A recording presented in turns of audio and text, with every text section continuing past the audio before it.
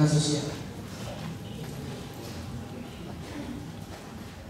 Pokok-pokok pembahasan yang pertama sejarah media massa, pengertian media massa menurut para ahli. Yang ketiga, fungsi dan tujuan media massa. Keempat, sejarah media massa di Indonesia. Kelima, media massa yang ada di negeri dan terakhir berita hoax dan cara pencegahan. Yang pertama, sejarah media massa.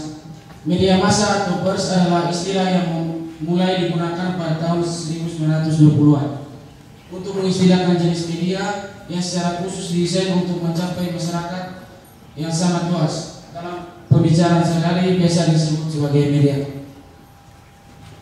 Masyarakat dengan tingkat ekonominya rendah memiliki ketergantungan dan kebutuhan media massa lebih tinggi ketimbang masyarakat dengan ekonomi tinggi karena pilihan mereka yang terbatas.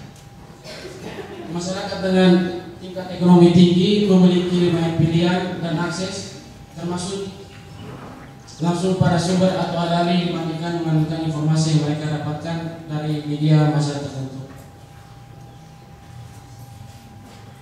Yang kedua, media massa menurut salah satu ahli. Menurut R.F. Saifullah Fatah, pers merupakan pilar keempat bagi demokrasi. Yang dimaksud dengan pilar keempat bagi demokrasi yaitu pers memiliki fungsi sebagai alat kontrol sosial dalam demokrasi, yang dimana fungsi kontrol tersebut menjadikan fungsi pers dalam masyarakat semakin menguat. Pers diharapkan dapat berfungsi melakukan cover both side atau melihat sudut pandang berita dari dua sisi. Yang harus diperhatikan karena pers merupakan alat kontrol sosial bagi pemerintah, sehingga pers menjadi media penyampaian aspirasi masyarakat terhadap pemerintah. Serta pers juga memiliki fungsi gatekeeper yang dimana menyaring dulu informasi sebelum diberitakan. Diharapkan fungsi pers tersebut dapat mendidik yang baik bagi masyarakat serta menjadi jembatan penghubung antara masyarakat dan pemerintah.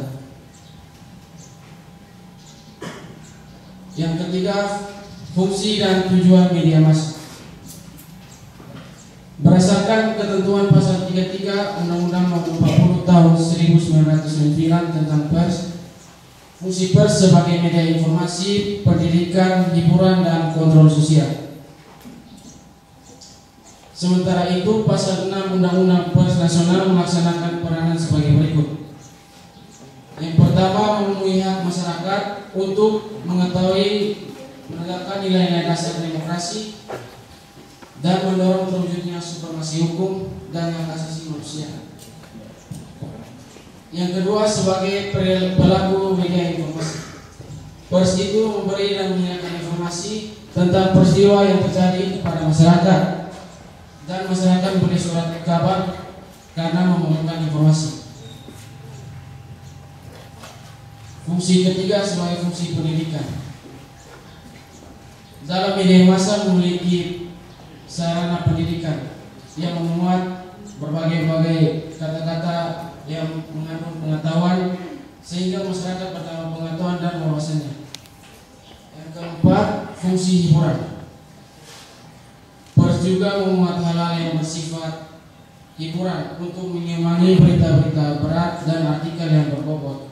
Contohnya itu seperti teka-teki silang, cerita bergambar, atau cerita pendek. Fungsi keempat, fungsi kontrol sosial. Fungsi ini terkandung makna demokratis yang di dalamnya terdapat unsur-unsur sebagai berikut. Yang pertama, keikutsertaan rakyat dalam pemerintah. Di sini rakyat berpartisipasi dalam program kerja yang dibuat oleh pemerintah untuk melaksanakan setiap kegiatan dan masyarakat melakukan setiap kegiatan yang pemerintah lakukan lewat media massa atau surat kabar. Yang kedua, pertanggungjawaban pemerintah terhadap rakyat, misalnya program kerja. Di sini pemerintah melakukan pertanggungjawaban apabila program kerja yang mereka lakukan itu tidak berjalan sesuai yang diharapkan atau mereka lalai, sehingga masyarakat di sini bisa melakukan aksi protes melalui kritikan lewat surat kabar atau koran. Yang ketiga, dukungan rakyat terhadap pemerintah. Rakyat di sini dapat memberikan aspek memberikan dukungan atau ekspresi untuk ini pemerintah terhadap program kerja yang mereka buat dapat berjalan dengan baik. Keempat, kontrol masyarakat terhadap tindakan-tindakan pemerintah.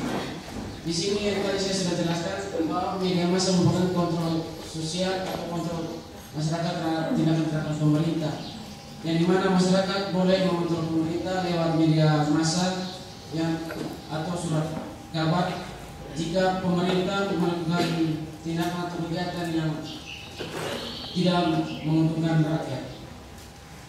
Dan yang terakhir, sebagai lembaga ekonomi, pers adalah suatu perusahaan yang bergerak di bidang pers, dapat memanfaatkan keadaan di sekitar sebagai nilai jual, sehingga pers sebagai lembaga sosial dapat memperoleh keuntungan maksimal dari hasil dan untuk keberlangsungan hidup lembaga itu sendiri. Untuk sejarah media massa di Indonesia, saya berikan kepada teman saya sendiri untuk melanjutkan. Baik, terima kasih kepada pemateri pertama yang telah menjelaskan materinya. Di sini saya akan melanjutkan pembahasan kita pada hari ini dengan saya akan menjelaskan sedikit mengenai sejarah media massa di Indonesia. Media massa pertama kali ditemukan pada tahun 1744 dan masuk ke Indonesia dengan dilakukan percobaan pertama oleh pemerintahan Gubernur Jenderal Van Imhoff. Kemudian pada tahun 1828 diterbitkanlah Javas Koran di Jakarta, dan surat kabar tersebut memuat berita-berita resmi pemerintahan, berita lelang, dan berita kutipan dari hari-harian Eropa.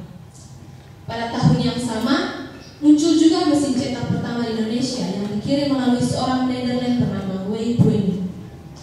Melalui mesin tersebut terbitlah surat kabar yang bernama Het Bataviasblad yang memuat iklan-iklan dan berita umum. Pada periode ini muncul juga surat kabar di Surabaya dan di Semarang. Setiap surat kabar yang beredar harus lebih dulu disaring oleh pihak pemerintahan Gubernur Jenderal di Bogor. Seiring berjalannya waktu, pada tahun 1885 di seluruh daerah yang dikuasai Belanda telah terbit 16 surat kabar dalam bahasa Belanda dan 12 surat kabar dalam bahasa Melayu. Jenis-jenis media massa yang ada di Indonesia. Jenis-jenis media massa Indonesia dibagi menjadi dua. Yang pertama, media massa cetak. Media massa cetak adalah media yang proses penyebaran informasinya dilakukan menggunakan teknologi cetak dan dalam bentuk cetakan. Media komunikasi yang termasuk dalam media cetak adalah surat kabar, majalah, dan tabloid. Yang kedua, media massa elektronik. Media massa elektronik adalah sarana komunikasi massa melalui perangkat-perangkat elektronik seperti televisi dan radio. Yang ketiga, beberapa media massa yang dipunyai Indonesia. Yang pertama, iNews.id. iNews.id merupakan media massa cetak yang punya pengaruh Indonesia. iNews.id ini hadir pada tahun 2007 yang menerbitkan surat kabar mereka. iNews.id dipimpin oleh perusahaan media Nusantara Citra hingga kini. Yang kedua, Kompas. Kompas adalah surat kabar nasional Indonesia dari Jakarta yang terbit sejak 28 Juni 1965. Surat kabar ini diterbitkan oleh PT Kompas Media Nusantara yang merupakan bagian dari Kompas Gramedia. Kantor pusatnya terletak di Menara Kompas, LT 5, Jalan Palmerah Selatan nomor 21, Gelora Tanah Abang, Jakarta Pusat. Slogan surat kabar ini adalah amanat hati nurani rakyat. Media massa yang mempunyai pengaruh di Indonesia. Yang pertama, Jawa Pos. Ide awal penerbitan harian ini datang dari Suseno Tejo. Seluruh kegiatan operasional Jawa Pos dilakukan di kawasan Kembang Jepun 166 Surabaya yang sebelumnya merupakan gedung Bank Taiwan. Peresmian gedung Jawa Pos dilakukan pada tanggal 26 Juni tahun 1949. Kemunculan Jawa Pos menjadi penting dalam perkembangan pers Indonesia. Kala itu lantaran semakin memperkayai jumlah surat kabar Indonesia yang terbit dalam suasana perang kemerdekaan. Hingga saat Jawa Pos dikelola oleh PT Jawa Pos Group Multimedia. Yang kedua ada Koran Sindo. Koran Sindo adalah surat kabar harian yang terbit di Jakarta pada 29 Juni tahun 2005 hingga pada April 15, 2023. Media cetak ini didirikan oleh Sururi Al-Faruq yang merupakan pendiri PT Media Nusantara Informasi. Yang berikutnya media massa yang ada di NTT. Media massa yang paling berpengaruh dalam kalangan masyarakat yang ada di NTT yaitu yang pertama Timor Express. Timor Express adalah sebuah surat kabar harian yang terbit di Nusa Tenggara Timur. Surat kabar ini termasuk dalam grup Jawa Pos. Kantor pusatnya terletak di Kota Kupang. Koran ini pertama kali terbit pada tahun 1996. Yang kedua, Pos Kupang. Sebuah surat kabar harian yang terbit di Nusa Tenggara Timur, Indonesia. Surat kabar ini termasuk dalam grup Kompas dan Media. Kantor pusatnya terletak di Kota Kupang. Koran ini pertama kali terbit pada tahun 1992. Pada pemateri ketiga saya persilakan.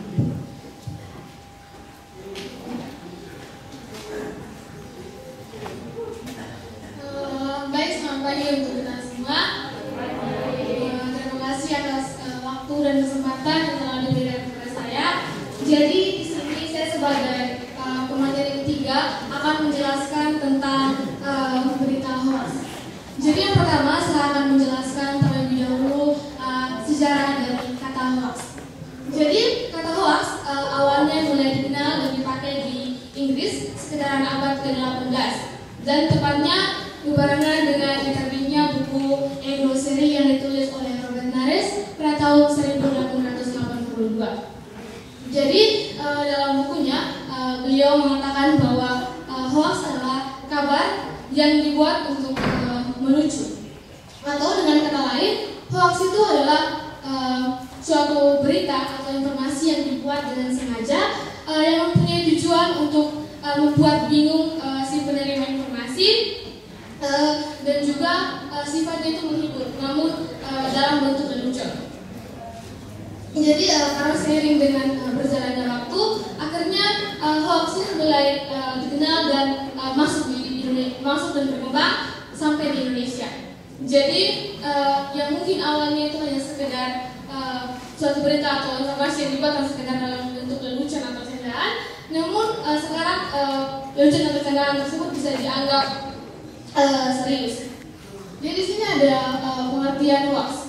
Hoax adalah sebuah informasi rekayasa yang sengaja dilakukan untuk memanipulasi informasi yang sebenarnya. Tak hanya memanipulasi informasi, tetapi memutarbalikkan fakta dari informasi asli dengan informasi rekayasa yang meyakinkan. Jadi dalam Kamus Besar Bahasa Indonesia atau KBBI, hoax diartikan berita bohong. Hoax menjadi sebuah kebebasan berbicara dan berpendapat negatif di internet. Hoax umumnya bertujuan untuk membuat opini, membentuk opini, hingga untuk bersenang-senang dengan menguji kecerdasan dan kecermatan pengguna media sosial. Jadi secara sederhana, hoax itu adalah suatu informasi atau berita atau kabar yang bisa dianggap tipu atau bohong.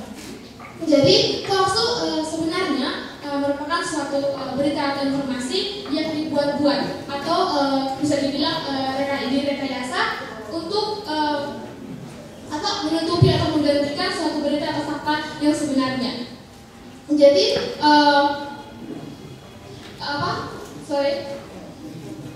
Jadi hoax itu dengan kata lain diartikan sebagai suatu upaya untuk memutarbalikkan suatu fakta dengan menggunakan informasi-informasi yang dirasa seolah-olah meyakinkan. Namun informasi-informasi tersebut belum diverifikasi kebenarannya. Jadi yang kedua, proses terjadinya hoax pada media massa.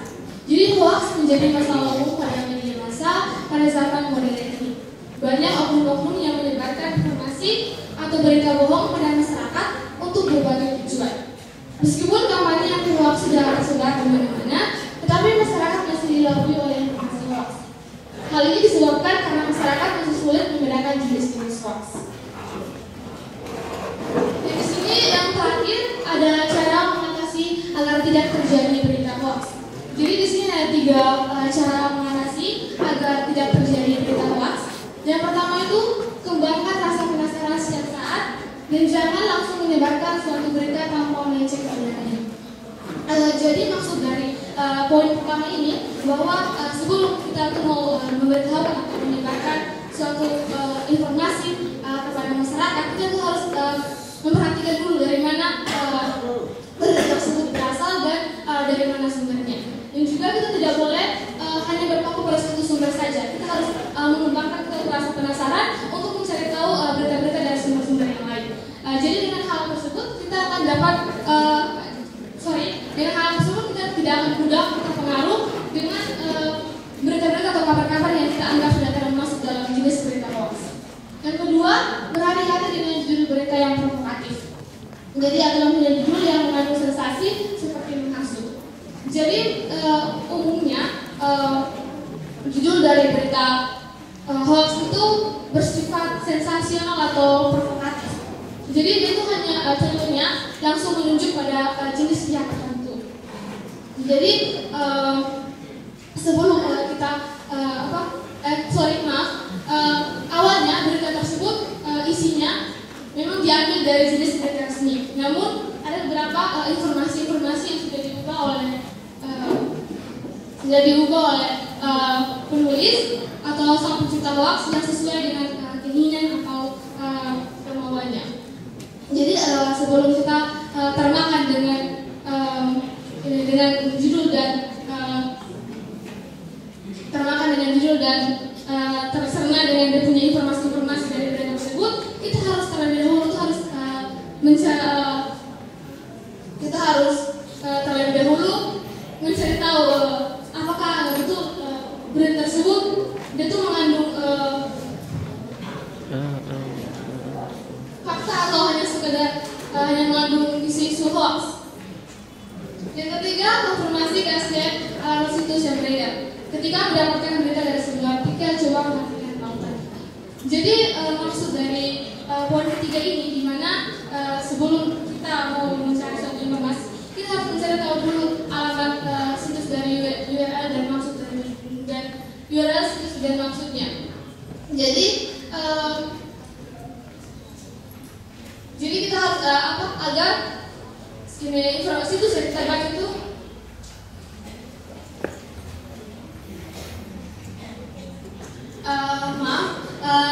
agar situs yang kita baca itu sudah termasuk dalam situs yang resmi, yang dimana sudah terverifikasi dan punya kebenaran. Jadi dengan kita mengetahui situs-situs yang ada di Indonesia, maka kita juga tidak akan cepat termakan atau terpengaruh dengan situs-situs tersebut. Jadi ada menurut catatan catatan Dewan Resmi Pers ada sekitar 53.000 situs yang berada di Indonesia. Jadi dari jumlah tersebut ada sekitar 300.000 situs yang sudah diketahui dia punya kebenarannya. Jadi artinya kita masih ada banyak sekali ribuan situs-situs yang tersebar di Indonesia. Jadi sebelum itu kita harus memperhatikan dulu, jangan cepat terpengaruh, terpercaya dengan situs-situs atau berita-berita yang ada. Mungkin itu saja dari saya kembalikan kepada moderator.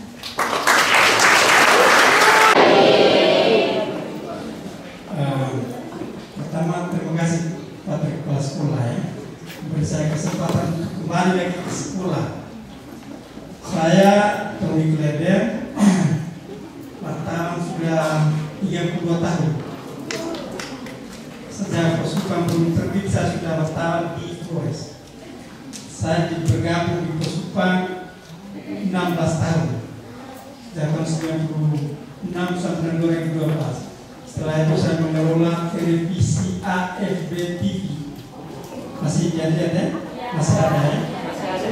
Lalu saya menerbitkan majalah. Setelah itu sekarang masuk di media online. Itu kenal-kenal saja. Saya guru juga.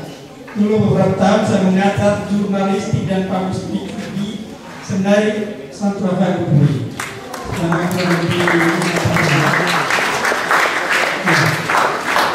Saya mengajar juga jurnalistik di Undana, juga di Undira. Tapi jadi guru itu juga. Baik, saya coba merespon sedikit tentang kegiatan kalian hari ini. Menurut saya apa yang terjadi pagi hari ini sampai sekarang itu luar biasa. Tepuk tangan untuk kalian.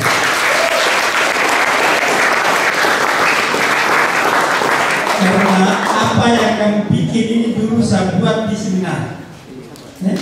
Jadi di seminar itu saya latih mereka menulis makalah kecil sederhana, lalu mereka presentasi. Ada moderator ya, lalu ada yang mendengar. Terus itu mereka dilatih untuk berbicara. Targetnya itu bukan apa yang salah, apa yang benar tidak, tapi bagaimana membagikan keberanian kamu untuk berbicara. Itu target saya. Dan mereka merasa bersyukur sekali, banyak sekali sekarang yang menjadi penulis-penulis luar biasa ya, yang berminat di sastra, ada juga sampai di teater ya. Dan mereka bersyukur sekali. Dulu saya keras sekali, tapi hasilnya mereka menjadi penulis yang luar biasa, pembaca yang kritis ya. Dan mereka bisa bicara di mana-mana. Baik, tadi saya dengar sedikit tentang kamu presentasi hari tentang media massa ya, dan pengaruhnya untuk kehidupan sosial, kehidupan masyarakat. Saya ini cerita saja supaya kamu paham, bisa tangkap betapa media massa itu pengaruhnya hebat sekali. Kamu pernah dengar Rambo ya? Film Rambo? Pasti dengar. Aktor yang memerankan Rambo itu siapa? Tahu kan? Sylvester Stallone itu ya. Itu yang ganteng yang kemudian menjadi salah satu gubernur di negara bagian Amerika Serikat. Sylvester. Kalau kamu nonton di YouTube, Rambo itu film yang menceritakan tentang kehebatan tentara Amerika yang diwakili si Rambo ini ya. Itu dia berperang melawan tentara Vietnam dan Rusia. Kamu bayangkan bahwa seorang Rambo itu bisa menghabiskan tentara Rusia dengan Vietnam itu 1 batalion. 1 batalion itu berapa banyak orang? Itu ribuan orang tentara yang ada di batalion ya. Bayangkan, 1 orang Rambo bisa menghabiskan 1 batalion. Masuk akal atau tidak? Tapi di film itu seperti itu.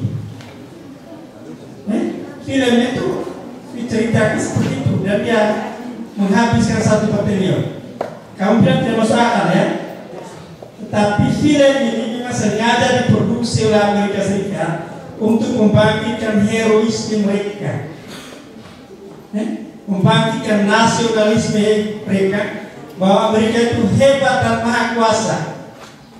Dan seluruh dunia percaya untuk film Amerika hebat sekali ya, hebat sekali Amerika ya. Film ini diproduksi sengaja supaya itu masuk di orang Amerika, otaknya masyarakat Amerika, untuk membangkitkan semangat nasionalisme mereka, heroisme mereka, bahwa Amerika itu di mana-mana hebat, berkuasa di mana-mana, dan sampai hari ini masih seperti itu. Setuju dong? Setuju. Jadi Amerika ini sengaja dibikin. Itulah dampak atau pengaruh dari yang kita sebut dengan media tadi ya. Jadi Amerika memproduksi ya film melalui medianya, medianya film. Tapi ini dimasuk sampai di otak orang Amerika bahwa kita ini hebat, Amerika itu hebat. Itu contoh, salah satu contoh yang sangat populer tentang bagaimana media itu merasuk kita itu masyarakat sekarang itu dengan pengaruh-pengaruh, dengan konten-konten. Itu dulu. Kamu yang lahir sekarang itu kamu yang lahir di era digital ya. Semua pegang HP ya. Penduduk Indonesia tahun 2020 itu 270 juta. Berapa? Tetapi HP yang ada di Indonesia 350 juta. Berapa? 350 juta. Berarti ada duit HP berapa banyak? Masuk akal atau tidak? Masuk akal atau tidak? Hah? Masuk akalnya bagaimana? Penduduk 270 HP yang ada itu 350 juta. Kamu punya otak berpikir apa? Kalau dengar ini kamu pikir apa? Ada orang yang pakai HP tak lebih kan? Itu banyak kan? HP saya tidak cukup ya. Dan semua HP yang saya tidak ada lagi ya. Masih ya? Untuk masanya untuk telepon ya. Tapi HP yang sudah berbasis Android, nah itu menguasai kita sekarang ya. Maka sekarang itu media sudah dibagi menjadi dua bagian besar. Itu yang namanya media mainstream. Sudah pernah dengar? Media-media klasik. Itu yang televisi, koran, radio, website. Itu media-media yang disebut dengan media-media mainstream. Media arus utama, media yang klasik ya. Yang dari dulu sekarang masih ada media-media. Nah, media itu yang pertama di sebelah kiri saya. Media di sebelah kanan saya itu yang sekarang kami suka sekarang. Media apa? Media sosial, medsos. Apa saja turunannya? Instagram, Facebook, podcast, macam-macam. Itu media sosial yang kanan saya. Ini yang sekarang ini sangat mempengaruhi kita ya. Bayangkan tuh. Tadi saya bilang HP di Indonesia itu lebih dari 50 juta. Orang Indonesia itu belanja pulsa data itu mahal sekali. Yang punya bapak mama di rumah itu bayar wifi ya, keluar rumah isi pulsa data lagi ya. Kita orang Indonesia itu belanja pulsa data setahun 25 triliun rupiah. Itu sama dengan 5 tahun APBN. Bayangkan kita menghabiskan pusat data itu setahun 25 triliun. Besar ya? Besar sekali. Dan orang Indonesia itu menghabiskan satu hari itu 8 jam. Ya itu noti di barang dia itu bukan arti ya, di media sosial, internet. 8 jam satu hari orang Indonesia menghabiskan waktu duduk itu pegang Android, tidur kaki di atas sebelah ya, sebentar lagi berdiri ya, kepala di bawah, macam-macam. Betul ke tidak? Kamu pulang rumah ke HP tidak ada itu, kamu rindu sekali. Ya, kalau listrik padam itu kamu rindu sekali. Aduh, biar baterainya bagaimana? Wifi di rumah macet, listrik padam kan? Karena wifi tidak jalan. Ya, kamu rindu sekali. Kamu punya papa mama bangun tidur tanya pertama itu saya punya pesu cas atau belum? Betul kan? Bukan berkatan kamu tadi malam tidur enak atau tidak? Ya? Tapi berkatan HP bapak punya cas belum?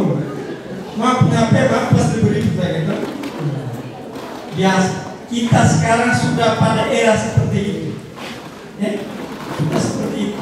Maka yang media di sebelah kiri saya tadi sudah mulai menurun. Kamu sebaca bersumpah kan? Jujur. Masih ada orang tua yang makanan bersumpah di rumah. Saya 16 tahun di bersumpah, saya tahu. Bersumpah sekarang tinggal 12 halaman, kadang-kadang 8 halaman. Karena ongkos produksi itu mahal. Kertas itu per kilo. Kalau tidak banyak pelanggan, kalau iklan tidak ada, dia punya pendapatan kecil, rugi. 7 tahun lalu saya kalau butuh pembantu rumah tangga, saya pergi dewan ke Posupan, tolong pasang ikan baris ya. Ikan baris selama 1 minggu bayar 100.000. Sekarang kalau saya butuh pembantu rumah tangga, saya pasang di mana? Facebook kan? Jadi kita sudah berubah sekali ya. Media di sebelah sini yang mainstream tadi ada taman tadi mulai pelan-pelan menurun. Koran juga sudah begini, radio orang tidak dengar lagi. Siapa masih dengar radio? Sudah berjalan. televisi itu di rumah itu pembantu yang nonton, bukan anak-anak ya. Ibu mereka ya toh. Siapa masih nonton televisi di rumah? Pasti SCTV ya. Pasti SCTV ya. Indosiar ya. Film-film India ya.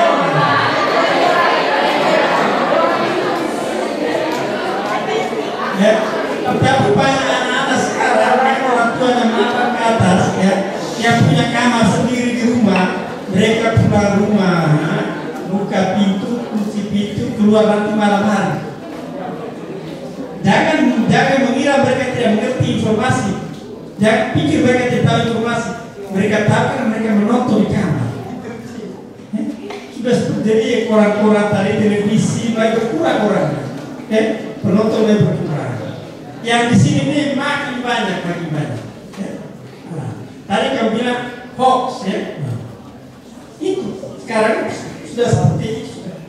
Jadi karena ini tidak bisa dibendung media sosial ini ya, tidak bisa dibendung.